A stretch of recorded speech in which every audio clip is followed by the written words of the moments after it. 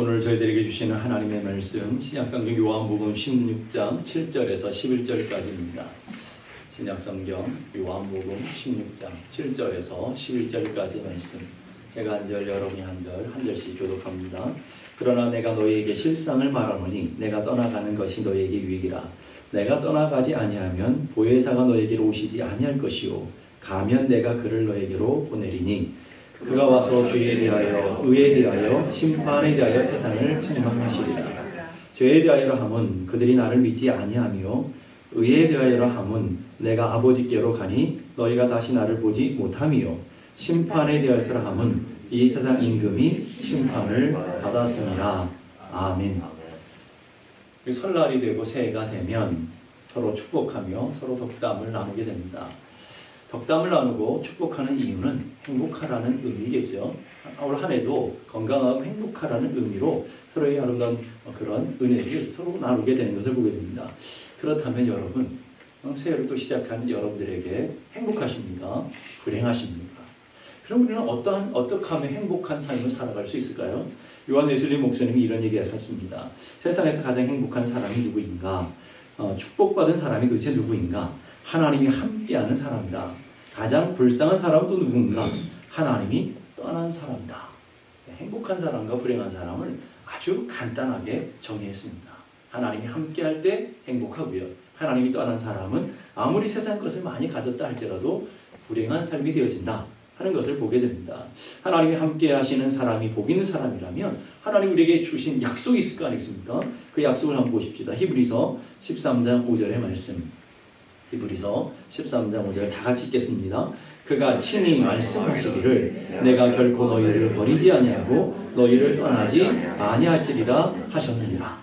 하나님이 친히 우리에게 약속하셨어요. 내가 너를 떠나지도 내가 너를 버리지도 않겠다. 그런 말씀을 보니까 우리는 행복한 사람이라는 것을 알게 되겠죠. 시편 23편 유명한 말씀이죠. 4절의 말씀 보니까 내가 사망의 음침한 골짜기로 다닐지라도 해를 두려워하지 않을 것은 주께서 나와 함께 하십니다.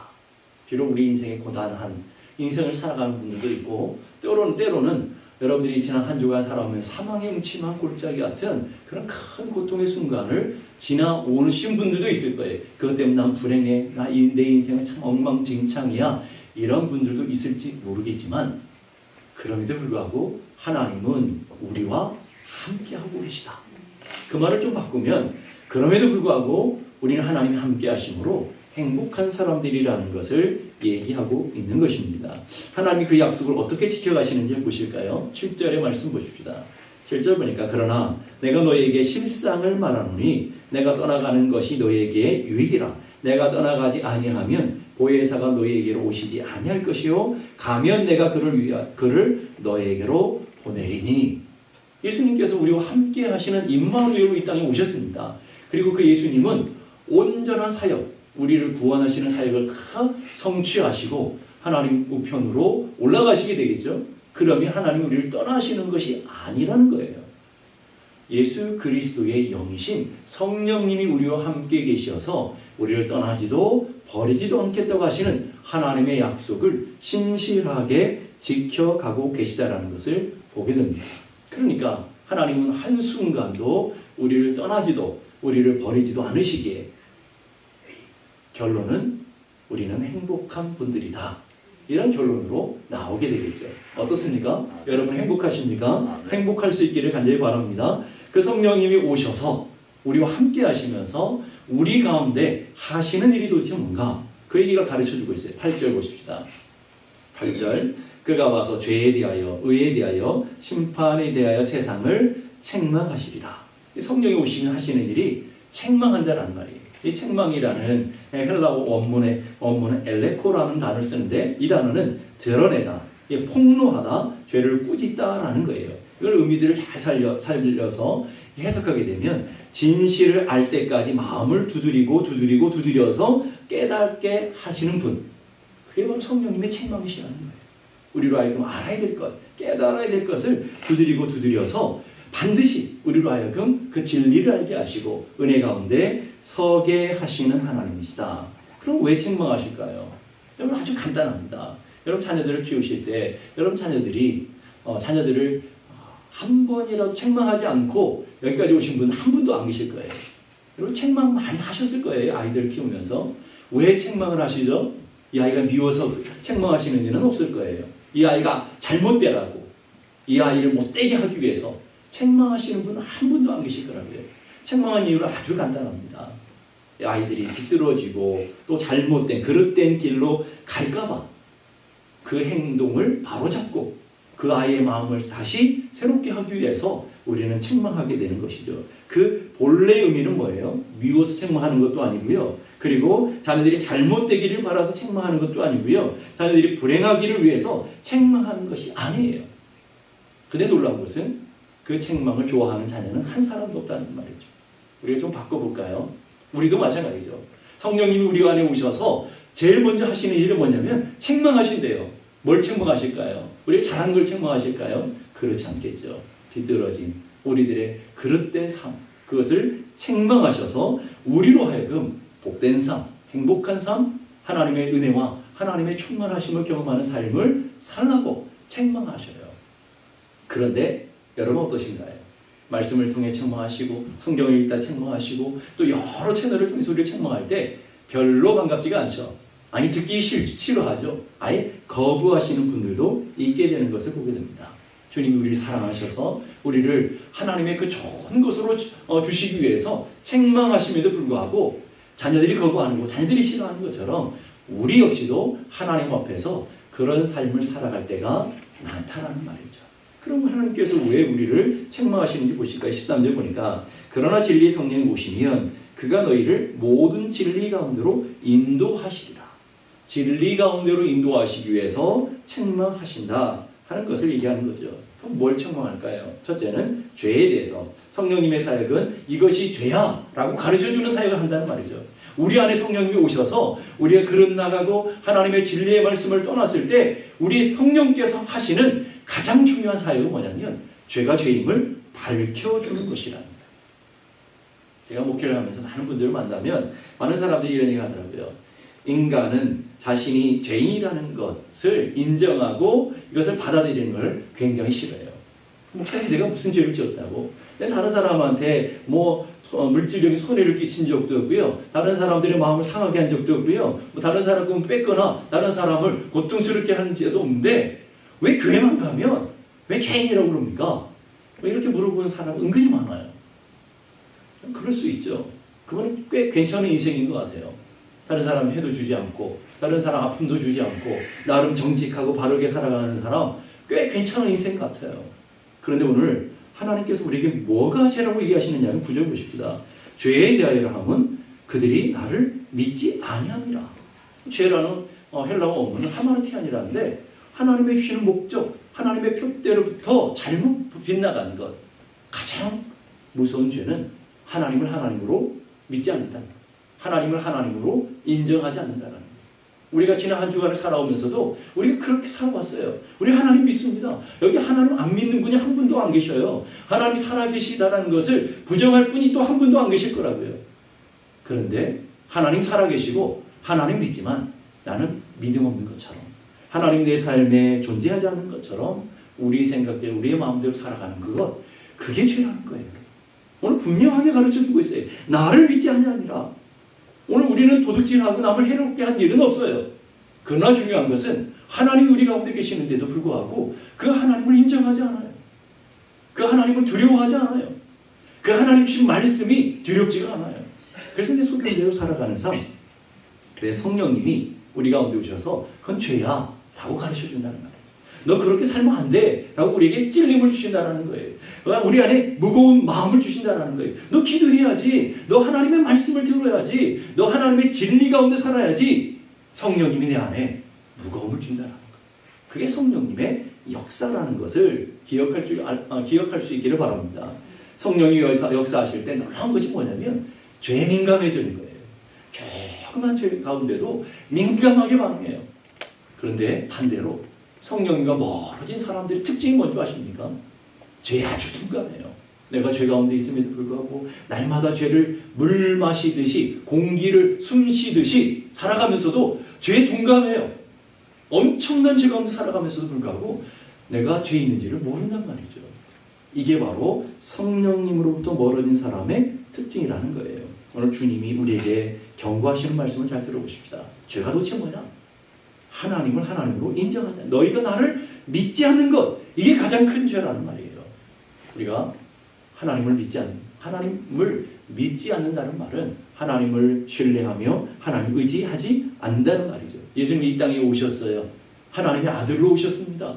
그런데 수많은 사람들이 그 예수를 십자가에 못 박아 죽였어요. 예수님 우리의 구주시고 예수님 우리의 주님이신데도 불구하고 인정하지 않는 그것, 그게 죄예요. 이스라엘 백성들만 그런 게 아니라 우리의 삶 속에도 그런 일이 허다하게 벌어지게 되는 것을 보게 됩니다. 그게 죄다. 두 번째로 책망하시는 것은 의에 대해서라는 거예요. 근데 성경은 도대체 의로움이 뭐냐? 10절 보십시다. 의에 대하여 함은 내가 아버지께로 가니 너희가 다시 나를 보지 못합니다. 내가 아버지께로 간다, 이 말은 예수님이 죽음에서 부활하셨다는 말이에요.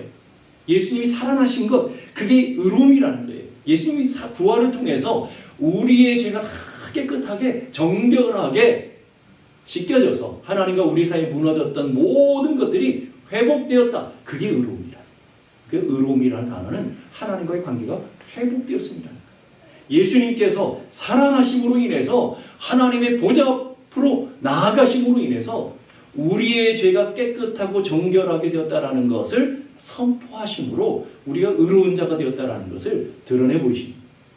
제가 어제 우리가 레위기의 말씀을 대속죄일에 관한 말씀을 드리면서 대속죄일에 대제사장이 지성소로 들어갈 수 있는데 온 백성의 죄를 들고 지성소로 들어가서 죽으면 하나님이 용서하지 않는 거라 그랬어요. 대제사장이 지성소 안에 죽을 수 있었다고요. 그러면 이스라엘 백성의 죄가 그대로 남아있는 거예요. 그러니까 이스라엘 백성들은 이 성막 밖에서 간절히 대제사장을 기다려요. 대제사장이 살아서 나올 때, 살아서 나오는 그 행위가 온 백성의 죄를 다 용서하셨다라는 선포요 증거라 그랬습니다. 예수님이 부활해서 나오시는 그 모습이 온 인류의 죄를 다 용서하시고 온 인류의 죄를 다 해결했다라고 하는 의로움이라는 거예요. 선포라는 거예요. 예수님은 대제사장이었고 죽음의 그 문으로 들어가셔서 주님은 그 죄의 문제를 해결해 주셨기 때문인 것이죠. 로마서 3장 22절에 이렇게 말합니다. 예수 그리스도를 믿음으로 말미암아 모든 믿는 자들에게 미치는 의로움이니 차별이 없습니다. 우리는 예수를 믿을 때 의로움이 되어져요. 왜 예수를 믿을 때 의로움이 되어지는 것입니까? 예수님의 그 의로우심이 우리 안에 전가되어지고 그리고 우리의 모든 불의와 모든 허물과 모든 죄가 대제사장 어린 양 되시는 예수께 전가되었어요. 그래서 주님의 의는 내 의가 되고 내 불의와 내 죄는 주님이 대신 십자가에서 저주를 받아주신 거죠. 주님이 죽고 내가 산 거예요. 그게 의로움이라는 거예요. 그 의로움을 우리는 갖게 되었다 하는 것이죠. 그 주님의 죽으심으로 인해서 하나님과 우리 사이 중간에 막힌 담을 헐어버리셨죠. 그게 바로 그 증거로 주님이 운명하시는 순간 하늘에서 하나님께서 휘장을 위로부터 밑으로 찢어버리시는 중간에 막힌 담을 허물어 보시는 모습으로 보여주고 있는 것이죠. 우리는 이제 화목되었다. 하나님과 의로운 관계가 되었다라는 것을 증명해 주시는 것이죠. 세 번째 성령이 책망하신 것은 심판에 관한 것이라는 거예요. 11절 보십시다. 심판에 대하여 함은 이 세상 임금이 심판을 받았습니다. 이 세상 임금이 도대체 누굴까요? 사탄이죠. 세상의 임금인 사탄은 예수님께서 저주의 십자가에 달려 죽으면 자신이 이기는 줄 알아요. 그런데 주님이 이 땅에 오셔서 예수님의 십자가는 실패와 멸망인 줄 알았는데 오히려 그 십자가를 통해서 사단의 머리를 깨트려 버리시고 승리하시는 죄와 모든 사망을 이기시는 위대한 승리가 되어버리고 말았어요.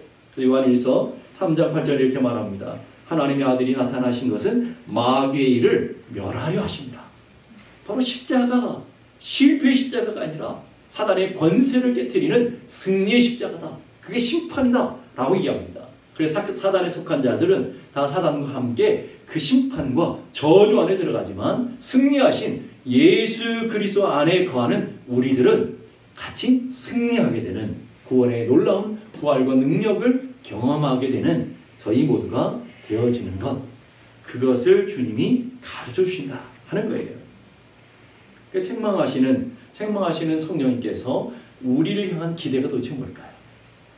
책망하는 여러분 부모된 여러분들이 자녀들을 향해서 책망할 때 기대가 뭐죠?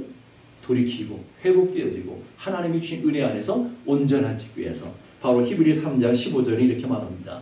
히브리서 3장 15절 다 같이 읽겠습니다. 시작. 성경에 읽었으되 오늘 너희가 그의 음성을 듣거든 경노하시게 하던 것 같이 너희의 마음을 완고하게 하지 마라. 책망을 들을 때 너희의 마음을 완고하게 하지 마라. 이 완고란 도대체 뜻이 뭘까요? 굳게 하다, 돌같이 단단하다. 옛날 성경에는 강팍하다라는 단어를 써요. 우리의 마음이 돌처럼 강팍해져서 하나님의 말씀을 밀어내는 행위, 그게 완악함이라는 거예요. 하나님의 말씀을 들을 때 돌처럼 단단하게 마음을 굳게 하지 말아라 하는 거예요. 이 말을 더 쉽게 말하면 여러분의 마음을 활짝 열어서 하나님의 말씀 앞에 아멘으로 화답하며 오늘 내게 주시는 말씀으로 받아들이라는 거예요. 마태복음 13장 15절 말씀 보십시다. 마태복음 13장 15절 다 같이 시작. 이 백성들이 마음이 완악하여져서 그 귀는 듣기에 둔하고 눈은 감았으니. 마음이 완악하면 나타나는 특징이 뭐냐면 귀를 막아요. 마음이 완악하면 눈을 감아요. 그래서 하나님께서 우리에게 주신 말씀을 귀 기울이지 않고요. 우리의 마음을 단단히 두어서 결국은 내가 원하는 대로 내가 생각하는 대로 살아요. 마음을 꽁꽁 닫아두는 이유가 뭘까요? 내가 더 옳아. 내 경험이 더 맞아. 내가 생각하는 것이 더 맞아. 그리고 내 마음대로 내 소견대로 옳게 살아가는 삶. 그게 마음이 강팍한 거라. 마음의 강팍함과 부드러움은 멀리 있지 않습니다. 여러분의 마음을 열고 하나님의 말씀을 들을 때 하나님의 말씀으로 들을 때 여러분의 삶은 부드러운 마음이 되어지지만 그렇지 않을 때 여러분의 삶은 강팍하게 되는 거예요. 그래서 강팍하다는 것은 무감각하다라는 것으로 바꿀 수 있어요. 하나님의 은혜 앞에 하나님의 진리의 말씀 앞에 무감각하게 서 있는 거예요. 무감각이 뭘까요? 오늘 저 말씀은 나하고 상관없는 말씀이야. 우리 남편이 들었어야 되는데 우리 아내가 들었어야 되는데 이 말씀은 우리 자녀들이 듣고 변화되어야 되는 말씀인데 그게 강팍한 거예요. 그게 완악함이라는 거예요. 우리가 말씀을 들을 때 그런 자세를 듣고 가지고 들을 때가 많잖아요. 하나님이 오늘 이 강단에서 여러분들에게 선포되는 말씀은 나를 향한 말씀이에요. 누구라는 말씀이 아니라 여러분 한 사람 한 사람에게 민감하게 반응해야 되는 말씀입니다. 일본의 유명한 신학자 우찌무라 간조라는 분이 계십니다. 그분이 하나님께서 우리를 저주하시는 저주는 질병이나 실패가 아니라 만일 우리를 저주하신다면 세 가지로 저주할 거다. 첫째는 하나님이 믿어지지 않는 마음. 하나님의 말씀이 믿어지지 않는. 이게 저주라는 말이에요. 두 번째는요. 성경을 읽어도 요절을 외워도 하나님의 말씀을 들어도 성경을 많이 한다고 하는데 하나님의 말씀이 우리의 마음 가운데 들리지 않는 영적인 불감정, 무감각. 그게 저주라는 말이에요. 세 번째는요. 우리 삶에 얼마나 풍성한 감사들이 많습니까? 근데 우리 안에 감사하는 마음이 생기지 않는 거예요. 늘 원망과 불평이 많고 짜증나고 이게 저주라는 말이에요, 여러분. 다른 게 저주받은 게 아니라 하나님의 말씀 앞에 민감하게 반응할 수 있는 게 축복이고요. 하나님의 은혜 앞에 내가 온전히 설 수 있는 것이 은혜이고요. 하나님 주신 은혜를 돌아보면서 감사할 수 있는 것. 그게 행복한 분들이고 은혜 받은 분들인 것을 믿습니다. 찬송가 310장 보니까 하나님의 은혜로 있을 데 없는 자 왜 구속하여 주는지 난 알 수 없도다. 그 다음 보니까 왜 내게 성령 주셔서 내 마음을 감동해 주 예수 믿게 하는지 난 알 수 없다. 성령님 우리에게 주셔서 성령을 우리에게 보내주셔서 우리의 마음을 열어주시고 하나님의 진리의 말씀을 깨닫게 하시고 감동 주셔서 오늘 그 말씀이 나에게 주시는 말씀으로 듣게 하시는 것, 이게 성령의 놀라운 은혜라는 것을 여러분이 믿을 수 있기를 간절히 바랍니다. 그래서 마태복음 13장 16절 보십시다. 아주 놀라운 말씀이 여기 있어요. 우리 함께 다 같이 한번 읽어보십시다. 시작. 그러나 너희 눈은 봄으로 너희 귀는 들음으로 복이 있다. 누가 복되다고요? 하나님의 말씀을 들을 수 있는 사람. 오늘도 내 마음이 열려있어 성령께서 역사하심으로 하나님의 말씀이 들려지는 사람. 하나님의 영적인 세계를 보고 영적인 세계를 살아갈 수 있는 사람. 그 사람이 가장 복된 사람이다 하는 거예요. 그러면 우리가 하나님의 말씀을 듣고 하나님의 진리를 깨닫고 하나님의 영적인 세계를 보는데 가장 무서운 장애물이 뭘까요? 하나님의 말씀 앞에 하나님과 우리 사이에 가장 무서운 장애물이 뭘까요? 돈입니까? 환경입니까? 사람입니까? 배우자나 뭐 자녀들입니까? 아니요. 내 완악한 마음, 내 완고한 마음, 그건 내가 가장 무서운 죄예요. 후안 카를로스라고 하는 목사님이 현대인들은 내가 복음을 신봉하고 있다. 내가 의지하는 것, 내가 사랑하는 것, 내 목표, 내 신념, 내 경험, 내 생각이 하나님보다 위에 있는 것. 근데 그것을 온전히 붙들고 살아가는 삶. 그거를 다른 성경의 표현으로 말하면 자기 소견에 오른 대로 사는 삶이라고 얘기합니다. 뭐 우리 고상해 보여도요, 그게 다 자기 생각대로 살아가는 거예요. 신학교 다닐 때 유명한 강사 목사님이 오셔서 강의를 하셨는데 이런 얘기를 하셨어요. 어리석은 사람이 자기 소신껏 사는 것보다 위험하고 어리석은 건 없다. 무식한 사람들이 자기 소견대로, 자기 경험대로, 자기 생각에 의지하며 살아가는 것, 그처럼 위험하고 그처럼 어리석은 일은 없다라는 거예요. 한 기자가 전도자 유명한 무디 목사님을 찾아와서 이렇게 물었대요. 어떤 사람이 당신에게 가장 큰 장애가 됩니까? 목회하는데 또 복음을 증거하는데 가장 큰 장애가 된 사람이 도대체 누구입니까? 라고 했을 때 그 무디 목사님은 고민하지 않고 지체하지 않고 바로 이런 얘기 했대요. 그 어떤 사람보다도 무디라는 작자 때문에 가장 골치가 썩고 아픕니다. 무슨 말이에요? 내가 문제입니다. 가장 큰 문제. 하나님의 놀라운 역사, 하나님의 놀라운 은혜의 가장 장애물은 바로 나입니다. 라고 얘기한 것이죠. 잭 피아라고 하는 분 역시도 내 인생을 돌이켜보니 많은 장애물을 만났었다. 그 중에 가장 큰 장애물은 바로 나였다. 라고 얘기해요. 제가 신학교 다닐 때 총장님, 저희들이 굉장히 사랑하고 존경했던 총장님이 계신데 그 총장님 수업 시간에 와서 늘 당부하셨던 말씀이 있어요. 자네들이 이제 멀지 않아 목회 현장으로 갈 건데 목회 현장으로 가면 꼭 이것만은 기억해라. 뭐냐면 아는 척하지 마라. 가진 척하지 마라. 배운 척하지 마라. 잘난 척하지 마라. 여러분 이게 굉장히 심플한 말씀인 것 같아도요. 굉장히 중요한 말씀이라고요. 우리가 조금만 하면 뭐 가진 척하고요. 조금만 하면 배운 척하고요. 조금만 하면 잘난 척하고요. 이게 인간이라고. 이게 인간의 본성이라고요. 그러면서 그 노부의 총장님이 어리고 어린 젊은 목회자들 앞에 두고 당신들이 이제 앞으로 목회 현장으로 갈 텐데 내가 당부하건대 목회 현장에서 제발 좀 하는 척하지 마시오. 좀 배운 척하지 마시오. 가진 척하지 마시오. 잘난 척하지 마시오. 오늘 목회자만 그런 것이 아니라 여러분 세상에 여러분들을 파송하는 제가 여러분에게 당부합니다. 가정에 가서 제발 좀 아는 척하지 마시고 배우자 앞에서 좀 잘난 척하지 마시고 좀 내가 옳은 척하지 마시고 그렇게 살아가면 좋지 않을까 하는 거예요. 여러분 세상 한복판에 들어가셔서 아는 척, 가진 척, 배운 척, 잘난 척 안 하면 여러분 모든 사람들의 삶의 자리에 여러분의 삶이 아름다운 축복의 통로가 되어질 줄로 믿습니다. 꼭 기억해야 합니다. 성령이 말씀하시고 책망하실 때 가장 무서운 장애물은 나라고 하는 사실, 내가 가장 무서운 장애물이라는 것을 우리는 기억해야 될 줄로 믿습니다. 그러면서 하나님이 이렇게 말씀하셔요. 요한계시록 1장 3절의 말씀 우리 함께 다 같이 읽겠습니다. 시작. 이 예언의 말씀을 읽는 자와 듣는 자와 그 가운데 기록한 것을 지키는 자는 복이 있나니 때가 가까우니라.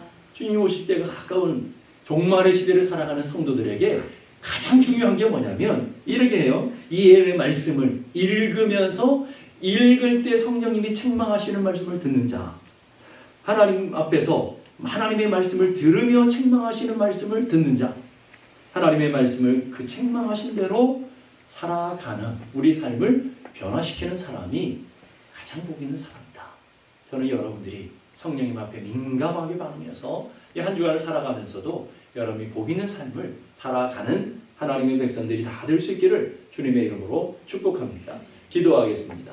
이 시간 우리 함께 다 같이 기도하실 때 하나님, 성령님 우리 안에 책망하실 때 우리를 미워서도 아니고 우리가 잘못되라고 한 것도 아니고 우리를 나쁘게 하기 위한 것도 아니라 성령님 우리를 진리로 인도하시기 위해서 하나님의 거룩한 삶을 살아가도록 우리의 정결하고 거룩한 신부로 교회로 세워져 가도록 하나님의 영광과 하나님의 복을 누리며 살아가도록 우리를 책망하실 때에 하나님 들을 수 있게 해주옵소서, 깨달을 수 있게 해주옵소서.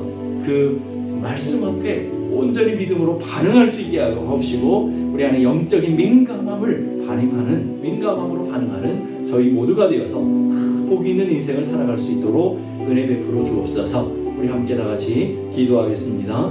거룩하신 아버지 하나님, 은혜를 감사합니다. 연약한 저희들, 부족한 저희들이지만 하나님의 말씀 앞에 서서 오늘도 우리를 책망하시고 우리를 가르쳐 주시고 우리를 진리로 인도하실 때 하나님 그 말씀 앞에 민감하게 반응하는 저희 모두가 되게 해 주옵소서. 하나님의 말씀이 언제나 옳은 것을 깨닫게 하시고 하나님의 거룩한 진리 앞에 온전히 설 수 있는 저희 모두가 되게 하셔서 하나님의 말씀을 읽고 하나님의 말씀을 듣고 하나님의 말씀을 깨달을 때 하나님의 진리 가운데 온전히 서서 참된 복 있는 삶을 살아가는 저희 모두가 되게 하여 주시옵소서. 하나님 아버지 간절히 기도합니다. 우리 한 사람 한 사람 우리 한 주간 살아가면서 성령님과 동행하게 하시고 성령님의 말씀에 경청하게 하시고 하나님의 진리 안에 거하는 저희 모두가 되게 하여 주옵소서.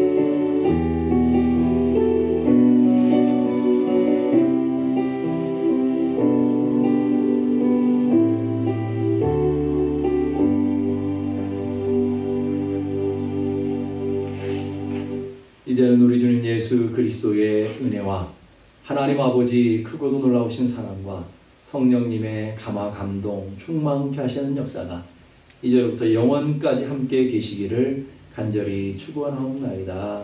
아멘.